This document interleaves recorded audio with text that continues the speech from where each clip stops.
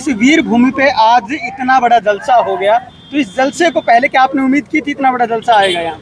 देखिए, अहिर रेजिमेंट की मांग कई दिनों से चल रही है।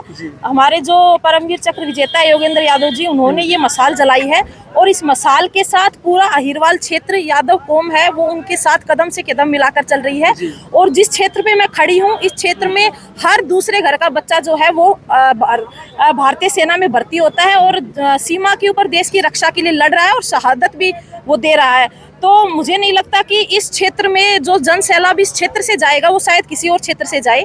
तो पूरी जोर शोर के साथ और पूरी निष्ठा के साथ हम जो है, हमारे समाज की जो ये मांग है, अहिर रेजिमेंट की जो मांग है, वो बिल्कुल जायज़ मांग है और इसके साथ हम खड़े हैं। जी, बात 1962 में हुई थी, जो भी लड़ाई हुई थी, रेजांगला का जो युद्ध हुआ था 1962 में हुआ। उसके बाद ना जाने कितनी सरकारें आई और चली गई।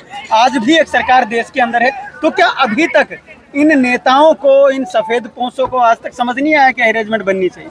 जी बिल्कुल, हमने, हमारे कौम ने हमेशा शहादत दी है और हमेशा लड़ाई के लिए तैयार रहे हैं, लेकिन कहीं ना कहीं इतने सालों तक सरकार ने इस चीज़ को ध्यान नहीं दिया। लेकिन अब जो है ये बिल्कुल पीक टाइम है, अब या तो आर या पार।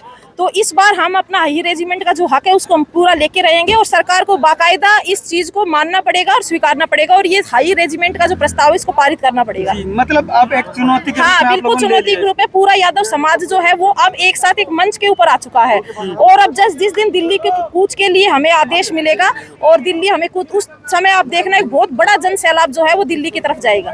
जी, ये जो इलाका है अहिरवाल, हरियाणा में सरकार इसी की वजह से बनती है। चाहे आप पिछली सरकारों को उठा के देख लें या आज की सरकार की बात कर लें, तो वहाँ भी इनकी अनदेखी की जाती है। चाहे महेंद्रगढ़ की बात कर लें, विकास में सबसे पीछे है।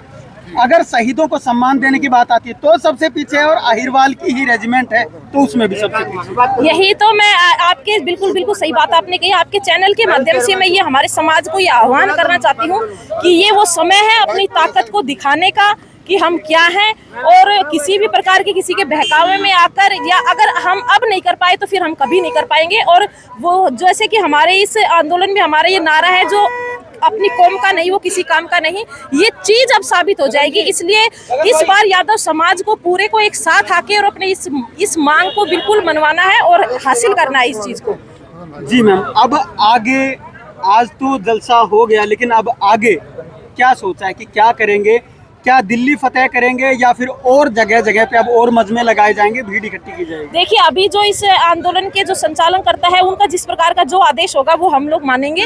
और दूसरा, अभी एक बार और गाँव के अंदर और छोटी ये महापंचायतें की जाएंगी और उसके बाद पूरी एक रणनीति के साथ हम दिल्ली की तरफ कूच करेंगे। जी, बहुत बहुत धन्यवाद।